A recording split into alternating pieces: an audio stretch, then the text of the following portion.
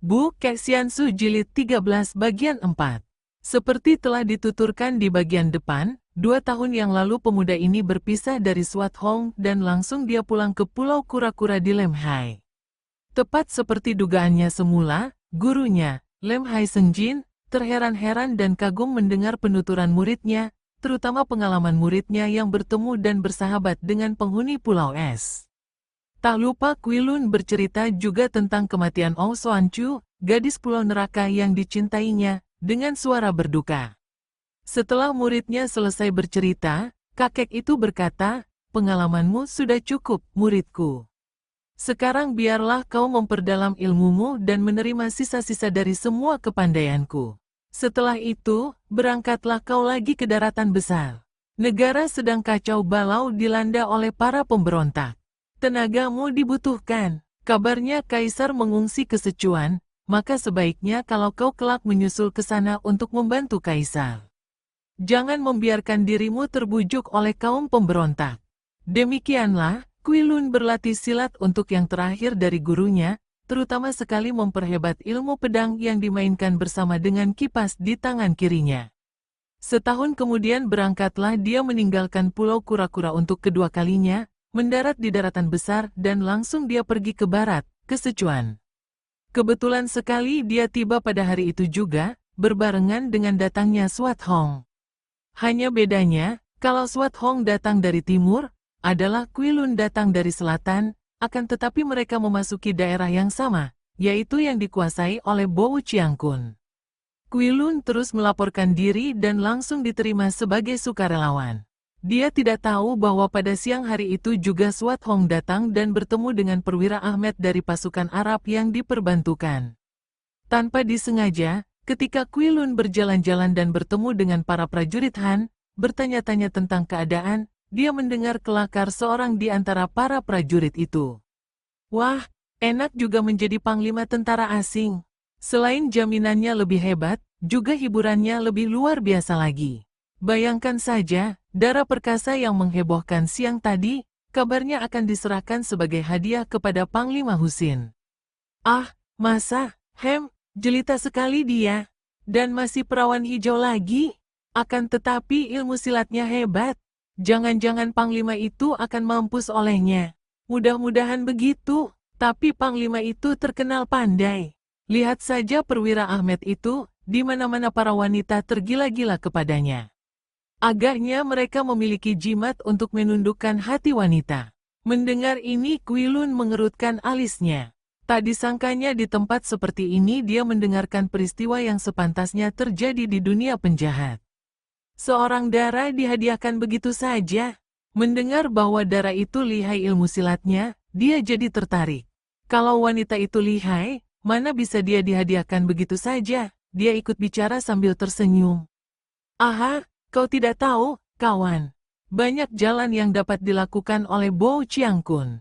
Dan kabarnya, tidak pernah ada wanita yang dapat melawan apabila dikehendaki oleh Panglima Husin itu.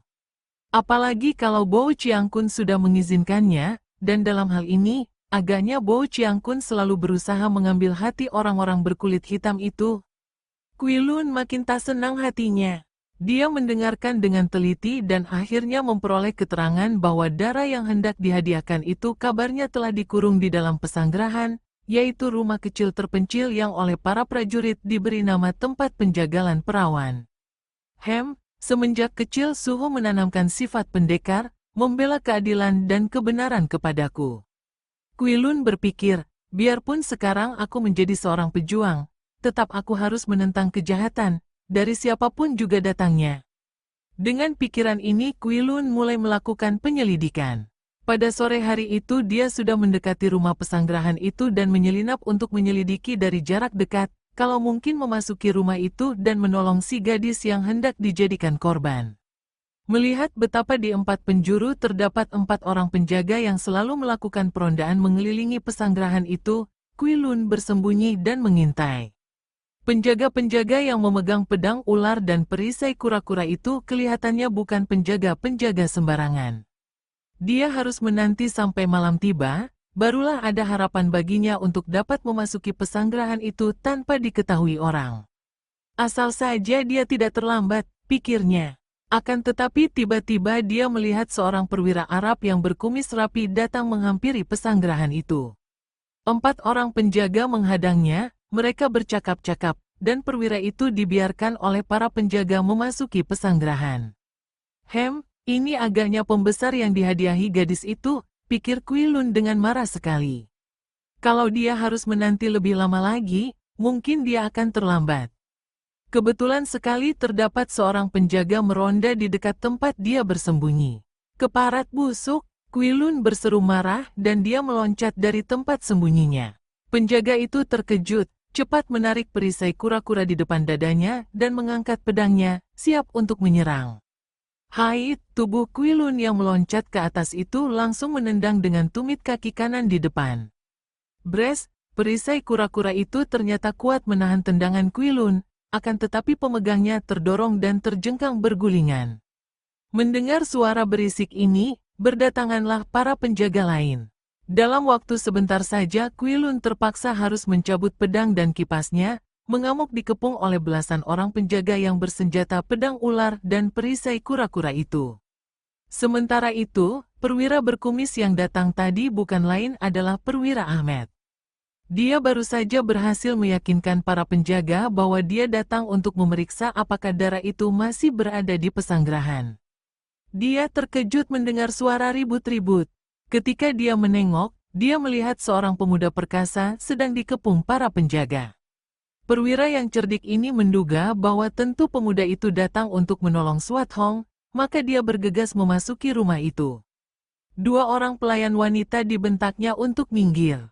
Aku harus menjaga dia, ada orang jahat datang, didorongnya daun pintu kamar dan cepat ditutupnya dari dalam. Melihat Swat Hong rebah terlentang dan tidur pulas di atas lantai, Ahmed cepat berlutut dan mengeluarkan sebuah botol hijau dari sakunya. Benar jahat, mengorbankan siapa saja tanpa pilih bulu, gerutunya sambil membuka tutup botol hijau yang cepat dia tempelkan di depan hidung Swat Hong. Tak lama kemudian darah itu terbangun. Dia mengeluh dan merintih, aduh, pening kepalaku. SSTTT, Nona Swat Hong, sadarlah, aku datang menolongmu. Ahmed mengguncang-guncang darah itu. Swat Hong membuka matanya dan terkejut melihat Ahmed berlutut di dekatnya. Lekas kau cium ini. Ahmed kembali mendekatkan botol di depan hidung Swat Hong. Gadis itu memang sudah mempunyai kesan baik terhadap diri Ahmed. Maka dia tidak membantah dan disedotnya botol itu. Tercium bau keras dan dia tersedak lalu berbangkis. Apa yang terjadi? Swat Hong bertanya, kepalanya masih agak pening. Lekas kau telan ini. Ahmed memberikan sebutir pil hitam. Engkau telah terkena racun hashish yang dicampurkan di dalam anggur. Ini obat penawarnya. Teringatlah Swat Hong dan tahulah dia mengapa dia tertidur di lantai. Tanpa bertanya lagi dia lalu menelan pil kecil itu, dan benar saja, peningnya hilang dan pikirannya terang kembali. Nona, aku mendengar bahwa siang tadi kau dijamu oleh mereka. Tahulah aku bahwa kau tentu diberi anggur bercampur hashish. Lekas kau keluar, di luar sedang terjadi pertempuran. Seorang pemuda agaknya datang hendak menolongmu, dia bersenjata pedang dan kipas. Kui Lun, Swat Hong berseru kaget. Menyambar pedangnya di atas meja dan hendak lari keluar. Nanti dulu, Nona. Swat Hong berhenti. Kau baik sekali, Saudara Ahmed. Aku berterima kasih padamu. Bukan itu, kau harus lukai aku dengan pedang itu. Kalau tidak, aku akan dihukum mati sebagai pengkhianat. Barulah Swat Hong sadar betapa perwira ini telah menolongnya dengan taruhan nyawa sendiri. Kau adalah seorang yang amat baik. Bagaimana mungkin aku tega untuk melukaimu? Kau sahabatku, dan ternyata di segala bangsa, ada saja manusianya yang jahat dan baik, tidak ada bedanya dengan bangsa lain. Aku mengerti maksudmu, Saudara Ahmed. Nah, biar kurobohkan kau dengan totokan. Swat Hong bergerak cepat sekali, dan tahu-tahu 2 jalan darah di tubuh Ahmed telah ditotoknya. Perwira itu terguling roboh dan tak mampu bergerak karena kaki tangannya menjadi lumpuh, tubuhnya lemas tak mampu bergerak. Swat Hong cepat menyambar botol dan sisa obat penawar, memasukkannya di dalam sakunya, Kemudian dia menendang meja kursi sampai terpelanting ke kanan kiri sehingga menimbulkan kesan seolah-olah di kamar itu telah terjadi pertempuran, mencabut pedang dari pinggang Ahmed dan melemparkan pedang di lantai. Kemudian dia memegang tangan Ahmed dan berkata, suaranya terharu. Selamat tinggal, Saudara Ahmed. Sekali lagi terima kasih dan kita takkan bertemu kembali. Hanya dengan bibir dan pandang matanya saja Ahmed tersenyum penuh kagum. Mulutnya hanya dapat berkata, kau, setangkai bunga di padang pasir. Swat Hong melompat dan berlari keluar. Dua orang pelayan wanita yang lari mendatangi dia tendang terguling dan menjerit-jerit, kemudian dia terus lari keluar. Heran juga ketika dia melihat bahwa dugaannya tadi benar ketika mendengar penuturan Ahmed tentang seorang pemuda bersenjata kipas dan pedang. Quilun telah datang dan mengamuk di luar pesanggerahan. Gerakan pemuda itu hebat bukan main karena memang selama 1 tahun dia berlatih dengan tekun. Akan tetapi ternyata para pengeroyoknya juga merupakan pasukan yang terlatih dan memiliki keistimewaan. Bukan hanya senjata mereka yang aneh, yaitu pedang ular dan perisai kura-kura, akan tetapi juga mereka itu membentuk barisan yang kokoh kuat, saling membantu. Perisai digunakan untuk berlindung, kemudian pedang ular itu meluncur dari depan perisai, persis gerakan seekor kura-kura menyerang dan menyembunyikan kepala di dalam batoknya. Quilun merasa kewalahan juga menghadapi kepungan yang ketat ini. Akan tetapi dia mengamuk dengan penuh keberanian dan akhirnya dia dapat membobol kepungan dengan jalan berloncatan ke sana-sini, kemudian mendadak dia meloncat melewati kepala pengepung yang berada di belakangnya. Begitu berada di luar kepungan, dia berhasil merobohkan 2 orang pengeroyok dengan pedang dan kipasnya. 14 orang sisa pasukan itu sudah mengepung lagi, akan tetapi mendadak terdengar lengking nyaring dan robohlah 4 orang diserang oleh Swat Hong dari luar kepungan. Nona Han, Kuito aku, mari kita basmi mereka ini, seru Swat Hong. Quilun girang bukan main, tak pernah disangkanya bahwa darah yang hendak dijadikan korban itu adalah Han Swat Hong. Dia merasa kecelik juga, karena ternyata bahwa gadis yang akan ditolongnya itu berbalik malah menolongnya. Kita lari saja, Nona. Tidak perlu melawan tentara yang amat banyak. Tidak, aku harus bunuh dulu si keparat si Bou. Pada saat itu terdengar suara hiruk-pikuk dan berbondong-bondong datanglah pasukan besar dipimpin oleh Bou Chiangkun sendiri. Melihat Bou Chiangkun, Swat Hong menjadi marah sekali. Dari mulutnya terdengar suara melengking nyaring dan tubuhnya melesat seperti terbang cepatnya, pedangnya menyambar sebagai sinar kilat ke arah Bou Chiangkun. Panglima ini terkejut, menggerakkan pedang menangkis. Terdengar suara berdensing nyaring dan pedang di tangan Panglima itu patah disusul robohnya tubuhnya yang berkelojotan karena ternyata lehernya hampir putus terbabat pedang di tangan Swat Hong. Nona, jangan! Quilun lari mendekat. Mereka sudah dikepung oleh ratusan orang prajurit yang menjadi bengong menyaksikan kematian komandan mereka secara tidak disangka-sangka itu. Semua orang menduga bahwa tentu Nona yang tadinya melamar sebagai sukarelawati dan pemuda yang menjadi sukarelawan ini tentulah mata-mata dari pihak pemberontak. Tangkap mata-mata, bunuh mereka, tahan semua senjata. Quilun berteriak, suaranya mengatasi semua keributan itu. Semua orang menahan senjata dan memandang kepada pemuda itu dengan marah. Mau bicara apa lagi mata-mata yang sudah membunuh komandan mereka ini? Saudara-saudara sekalian, kami berdua bukan mata-mata pemberontak, sama sekali bukan. Bahkan kami adalah musuh-musuh pemberontak. Kami berdua adalah sungguh-sungguh hendak membantu gerakan Sri Baginda Kaisar untuk menghalau pemberontak dari kota raja. Akan tetapi celakanya, Nona Han Swat Hong yang beriktikat baik ini dicurangi oleh Bou Chiangkun. Sukarelawati yang gagah perkasa ini, yang akan dapat membantu banyak sekali kepada Sri Baginda, oleh Bou Chiangkun hendak dikorbankan sebagai hadiah kepada Panglima Arab untuk diperkosa. Tentu saja kami melawan kejahatan ini. Tangkap, bunuh. Dia telah membunuh Bou Chiangkun. Jangan percaya hasutan mulut mata-mata pemberontak. Kini tempat itu penuh dengan prajurit, tidak hanya ratusan, bahkan ribuan banyaknya. Mereka sudah marah semua karena biarpun di antara mereka ada yang dapat memaklumi kebenaran ucapan Quilun, namun kenyataan dibunuhnya Bo Chiangkun tentu saja menggegerkan dan mengacaukan mereka. Dengan senjata di tangan mereka sudah mengeroyok dua orang itu. Menyesal tidak berhasil, Nona. Tidak apa, Toako, mati di sampingmu membesarkan hati. Benarkah? Tentu saja, karena engkau seorang yang baik sekali, Kui Toako. Kalau begitu, marilah mati bersama. Pemuda itu dengan wajah berseri sudah siap dengan sepasang senjatanya. Mereka saling membelakangi dan saling melindungi. Para prajurit sudah berdesak-desakan hendak menyerbu. Tiba-tiba terdengar suara yang halus dan tenang, namun penuh wibawa. Harap Cui sekalian tidak menggerakkan senjata.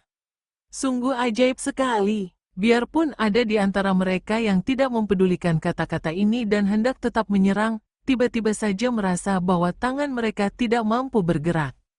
Terdengar seruan-seruan kaget dan heran, dan kini semua mata memandang kepada seorang pemuda yang dengan tenangnya berjalan memasuki kepungan itu, dengan membuka jalan di antara para prajurit. Juga Kui Lun dan Swat Hong mengeluarkan seruan tertahan. Mereka berdua pun merasa betapa tangan mereka tidak dapat digerakkan. Otomatis mereka pun menoleh dan melihat pula seorang pemuda yang memasuki kepungan itu dengan sikap tenang sekali. Pemuda yang pakaiannya sederhana, agak kurus, matanya memancarkan sinar yang luar biasa, pemuda yang memandang kepada Swat Hong dengan senyum di bibir. Su Heng, tiba-tiba Swat Hong menjerit, pedangnya terlepas dari pegangan dan sambil terisak dia lari menghampiri lalu menubruk pemuda itu yang bukan lain adalah Kua Sin Leong. Su Heng, Su Heng, ibuku, tenanglah, Sumoy, tenanglah. Suara Sin Leong mengandung wibawa yang luar biasa, sehingga Swat Hong yang dilanda kekagetan dan keharuan hebat karena sama sekali tidak menyangka bahwa Su Hengnya masih hidup itu, dapat menenangkan hatinya. Su Heng, betapa bahagia rasa hatiku. Su Heng, jangan kau tinggalkan aku lagi. Tidak, Sumoy, tidak lagi. Aku cinta padamu, Su Heng. Aku cinta padamu. Tanpa malu-malu Swat Hong meneriakkan suara hatinya ini di tengah-tengah kepungan ratusan, bahkan ribuan orang prajurit. Kui Lun memandang semua itu dan dua titik air mata membasahi bulu matanya. Dia merasa terharu, juga girang sekali. Girang melihat kebahagiaan Swat Hong dan sekaligus dia teringat kepada Soan Chu. Dia pun sudah dapat bergerak, melangkah maju dan berkata, Kua Tai Hiap, syukur bahwa engkau masih dalam keadaan selamat. Sungguh aku ikut merasa girang. Sin Leong tersenyum kepadanya. Kui Toako, engkau seorang sahabat yang baik. Simpanlah pedang dan kipasmu, tidak perlu melanjutkan pembunuhan yang tidak ada gunanya ini. Kui Lun menurut, akan tetapi matanya memandang ragu. Sambil menyarungkan pedang dan menyimpan kipasnya, dia bertanya, akan tetapi, mereka itu. Terdengar teriakan-teriakan dari para pengepung. Tangkap mata-mata musuh, bunuh pemberontak, tangkap pembunuh Bo Chiangkun. Ribuan orang prajurit sudah bergerak lagi.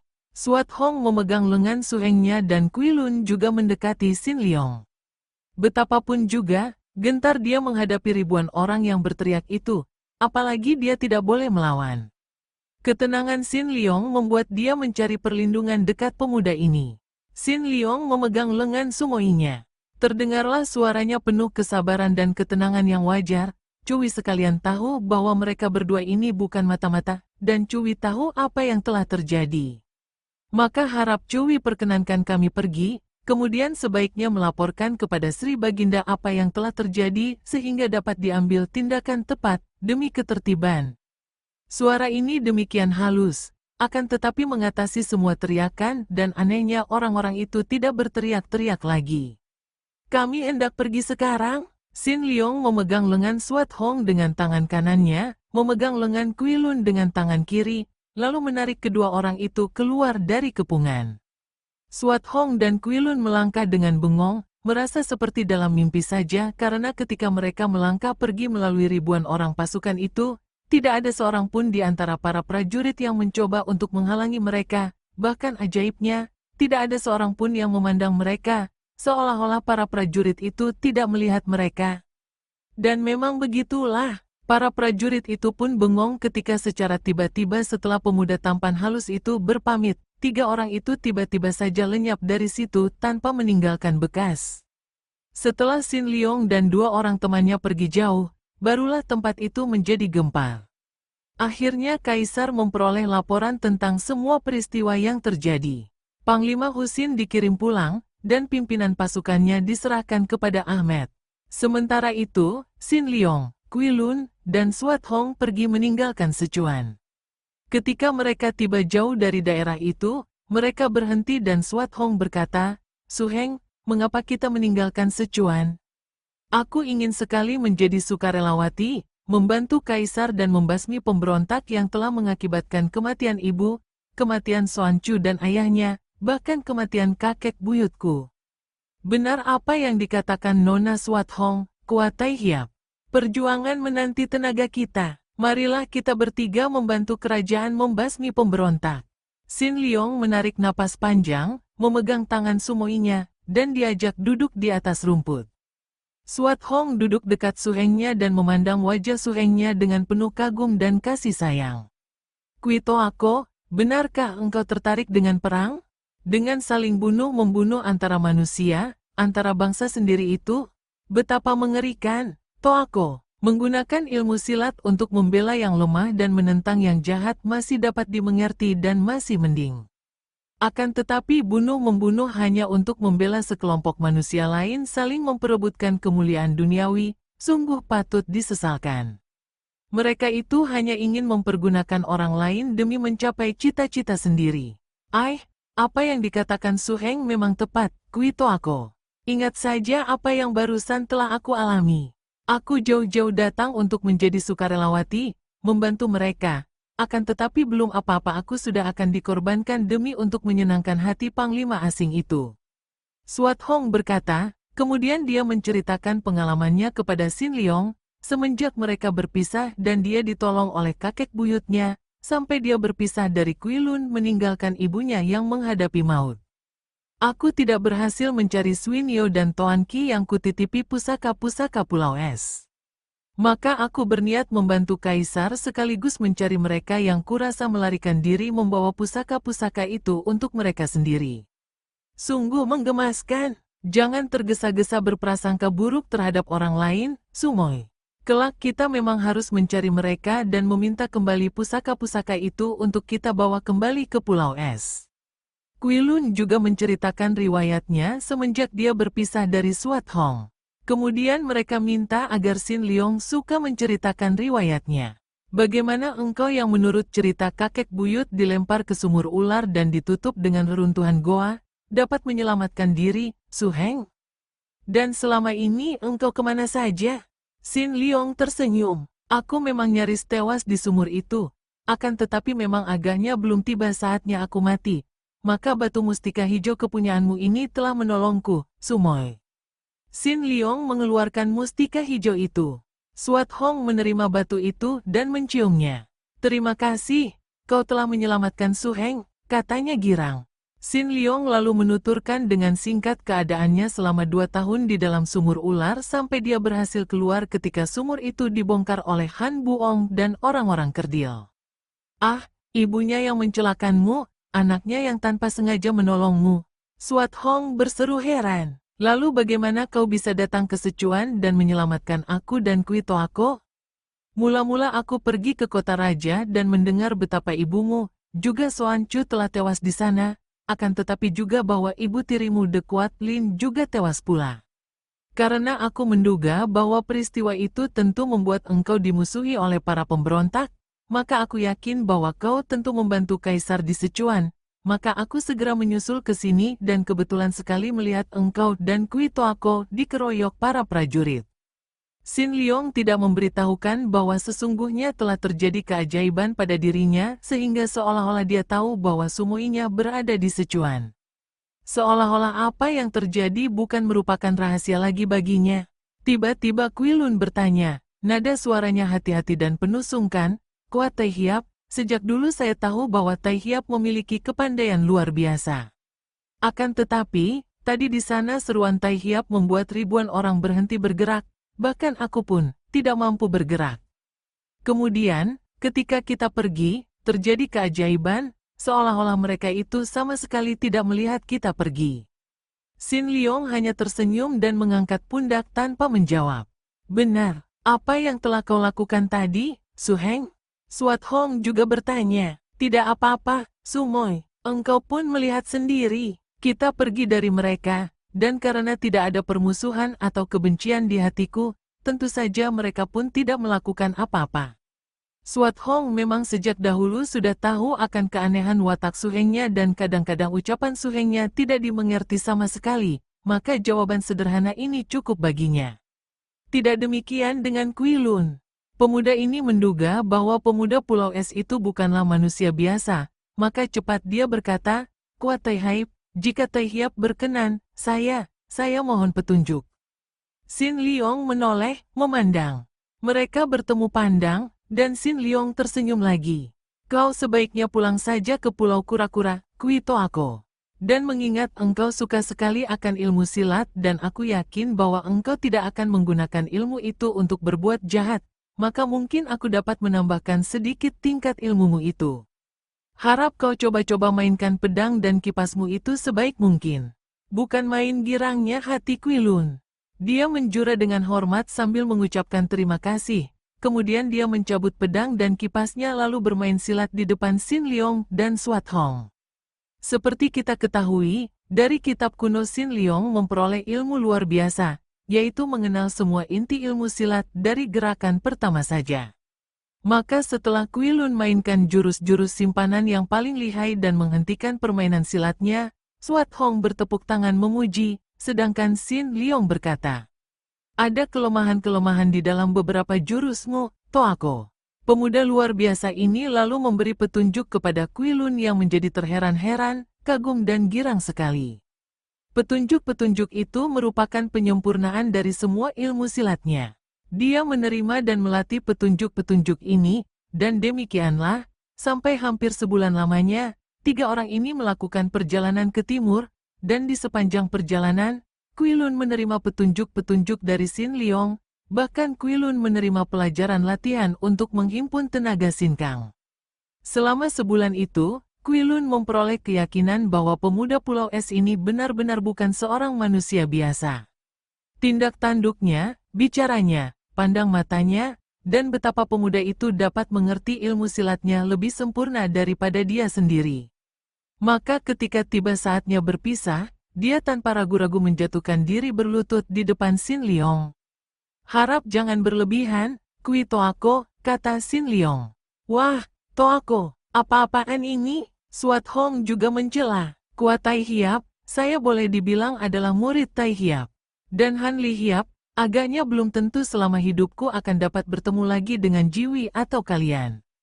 Perkenankan saya, Kui Lun, menghaturkan terima kasih, dan selama hidup saya tidak akan melupakan Jiwi." "Hus, sudahlah, Toako. Kita berpisah di sini. Engkau ke selatan, dan kami akan terus ke timur.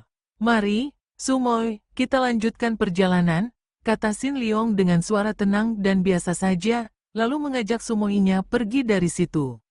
Suat Hong beberapa kali menengok dan melihat Kui Lun masih berlutut dengan mata basah air mata.